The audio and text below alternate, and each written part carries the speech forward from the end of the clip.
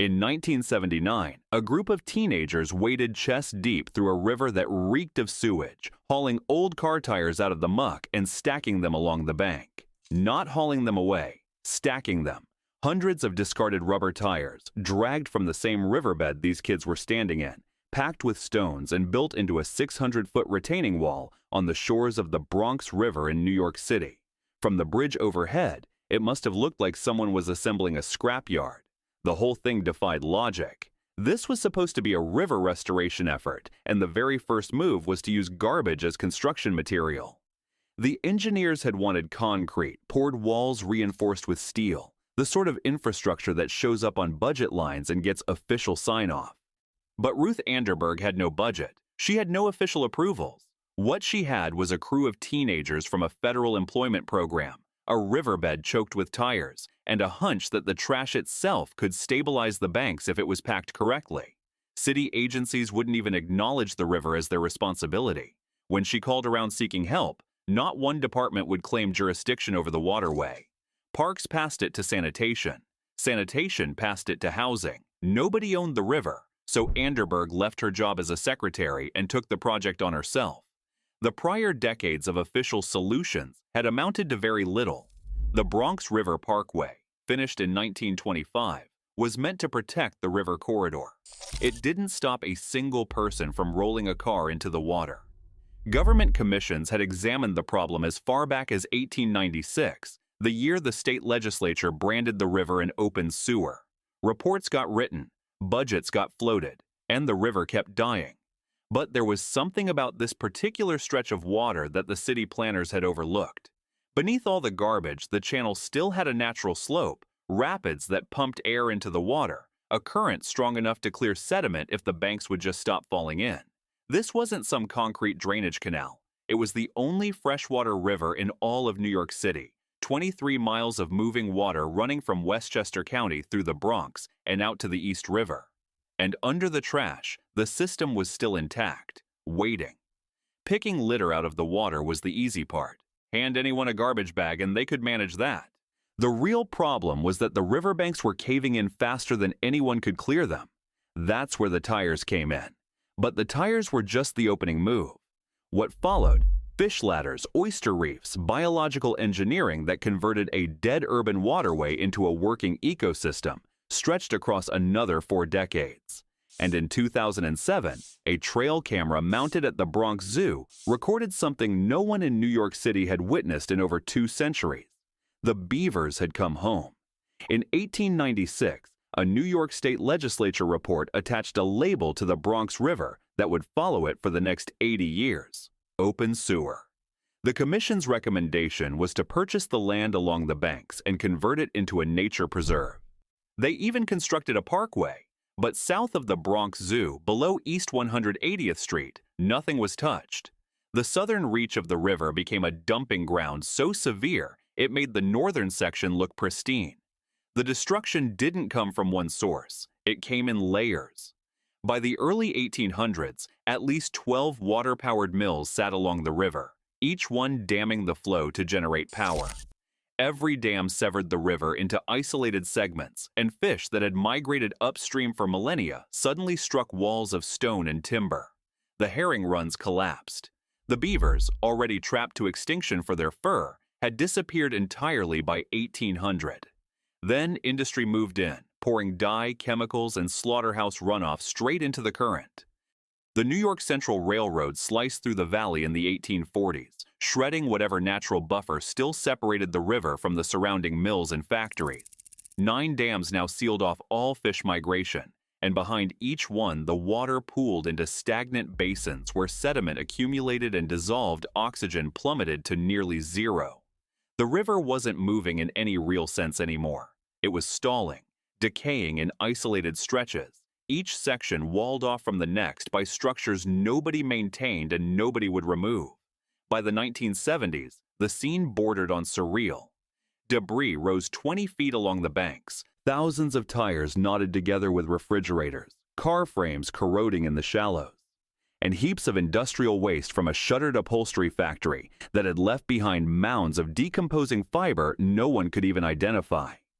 One early cleanup crew hauled out 6 cars, 50 refrigerators, horse trailers, and the skeleton of an upright piano, and that was just the first month of work. The water ran yellow. Combined sewer overflows, a setup where storm drains and sewage pipes share the same plumbing, meant that every significant rainstorm dumped untreated human waste directly into the river. The banks were eroding so quickly that whatever a crew cleared one day would be buried under a fresh mudslide the next, and each collapse pushed more sediment into a channel that was already strangling. The physical system, the biological system, the public will, everything had given out.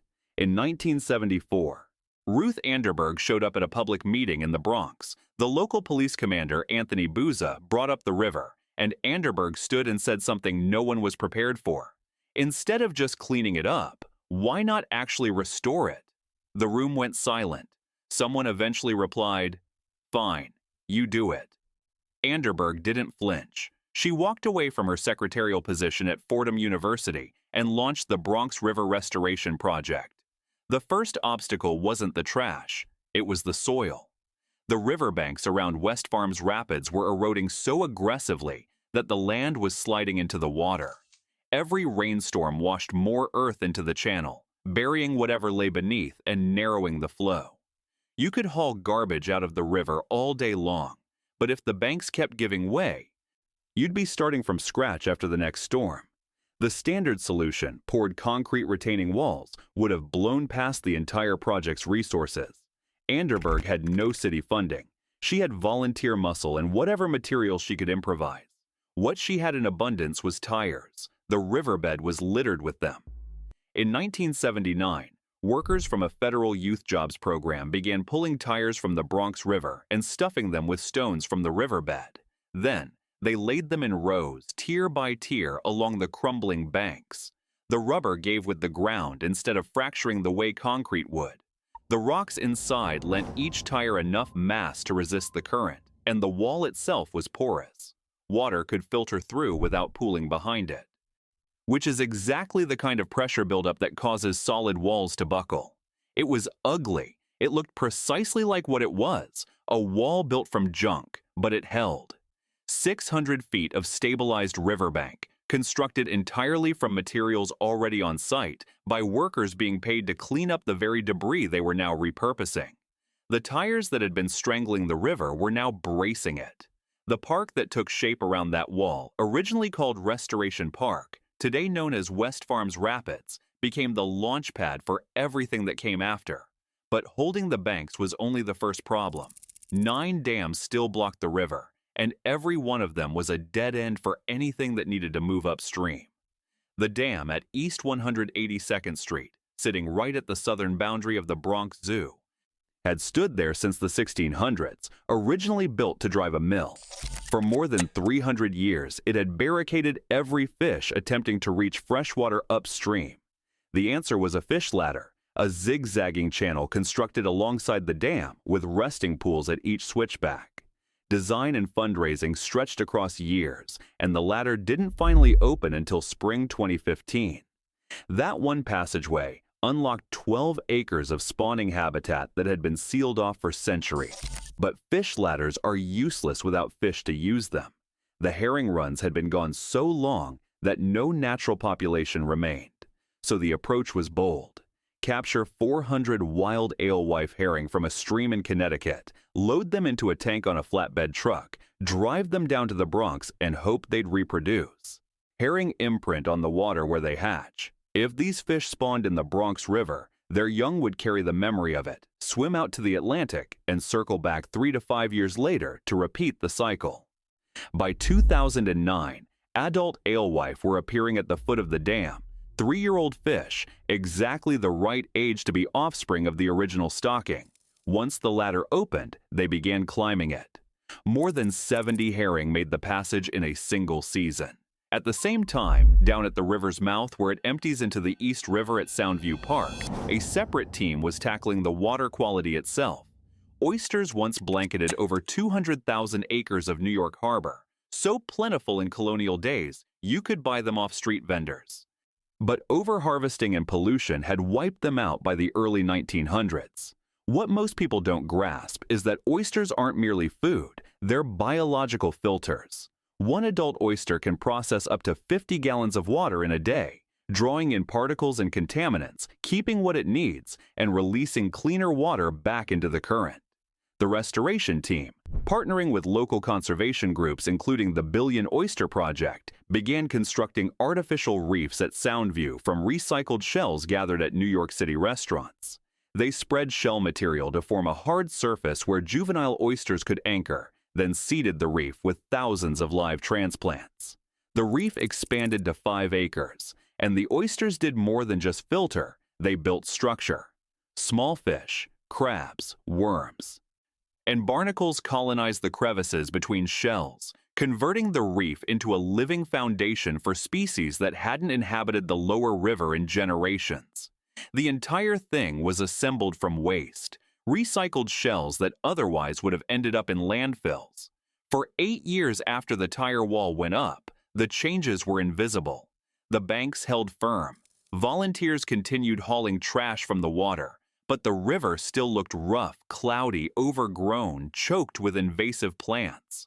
The Bronx River Alliance, established in 2001 as the successor to Anderberg's original organization, kept pressing forward, and then institutional money began catching up to what she'd already proven.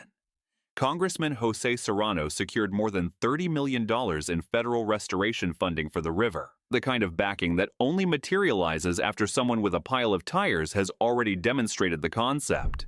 The state pursued the polluters.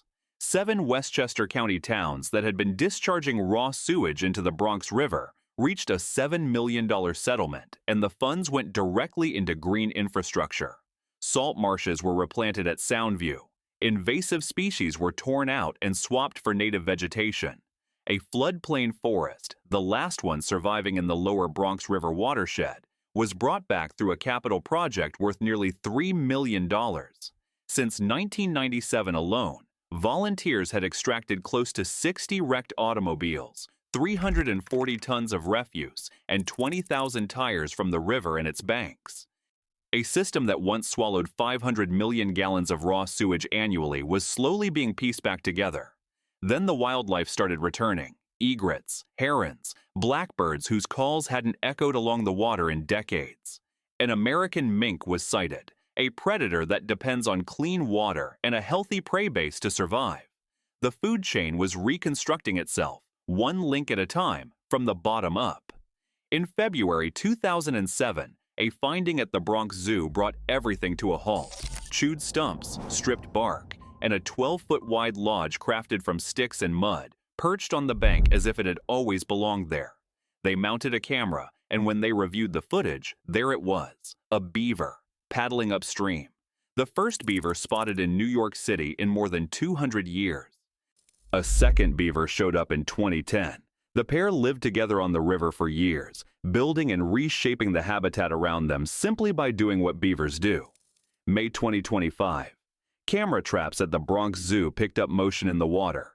Another beaver. Fresh tooth marks scored into trees along the banks, gnawed stumps, branches hauled away. The beavers were back. Again. Stand at West Farms Rapids today, and you're looking at a place that was, within living memory, a 20-foot mountain of garbage. Now, it's a park. The rubber tire retaining wall is still in place, still holding, a monument to the moment a dead river started turning around. Government commissions had studied this river since 1896. Reports were written, budgets proposed, parkways constructed, decades of institutional effort that never reached the southern stretch. Ruth Anderberg's tire wall cost the price of federal youth labor and a riverbed full of debris. It braced the banks long enough for everything else to follow, and it's still standing over 40 years later. The water itself tells the clearest story. In the 1970s, dissolved oxygen in the lower river routinely fell below 2 milligrams per liter, the line where nearly nothing aquatic can survive. The water was essentially choking. Today, monitoring stations along the river log oxygen levels sufficient to support fish, crabs, and the sensitive insect species that only appear when a river is genuinely healing. A system that once took in over 500 million gallons of raw sewage annually now sustains spawning herring and resident bass populations. The Bronx River stretches 23 miles, the sole freshwater river in New York City. It flows from the Kensico Reservoir in Westchester County down through the Bronx Zoo, the New York Botanical Garden, past the remnants of abandoned concrete plants and former amusement parks, through the poorest congressional district in the country, and out into the East River at Hunts Point. 2,000 people a year now paddle canoes on this water, many of them Bronx kids and families who grew up believing rivers were for dumping, not fishing. The Bronx River Alliance runs dozens of group paddles each season, teaching environmental education in a district where 30% of residents live below the poverty line. Kayak launches now sit at parks that used to be illegal dump sites, and a continuous greenway is gradually being linked along the river's length, reconnecting neighborhoods that had been walled off from the water for decades. The Fish Ladder at 182nd Street has opened 12 acres of spawning grounds locked away since the 1600s. Oyster reefs at Soundview filter the water and generate new habitat at the river's mouth. Fish surveys now catalog species ranging from striped bass to sunfish to American eels, a river that had virtually nothing living in it half a century ago. Native plants have displaced invasive species across restored salt marshes, floodplain forests, and stream banks. And the beavers keep returning, ecosystem engineers that reshape the landscape just by inhabiting it, raising water levels, forming wetlands, and drawing in the insects and fish and birds that follow. The work isn't finished. Sewer overflows still demand fixes. 2 dams remain without fish passages, but the direction is undeniable. A river that was declared an open sewer in 1896, that served as a dumping ground for a century, that no agency in city government would even claim ownership of. That river now has beavers. Sometimes the most advanced technology is a heap of old tires stacked by teenagers who wouldn't quit. The engineering wasn't complex, it was just relentless. One wall steadied the banks steadied the river drew back the fish drew back the birds, and the birds drew back something no one had seen in 200 years. The Bronx River Alliance, the organization that evolved from Anderberg's original project, now coordinates over 100 partner organizations across the watershed. Ruth Anderberg passed away in 2021, 47 years after she rose at that public meeting and volunteered to restore a river nobody else would touch. She never saw the latest beaver, but the latest beaver is swimming in a river she saved. A city can repair what it wrecked. One tire, one tree, one beaver at a time. Subscribe to see how.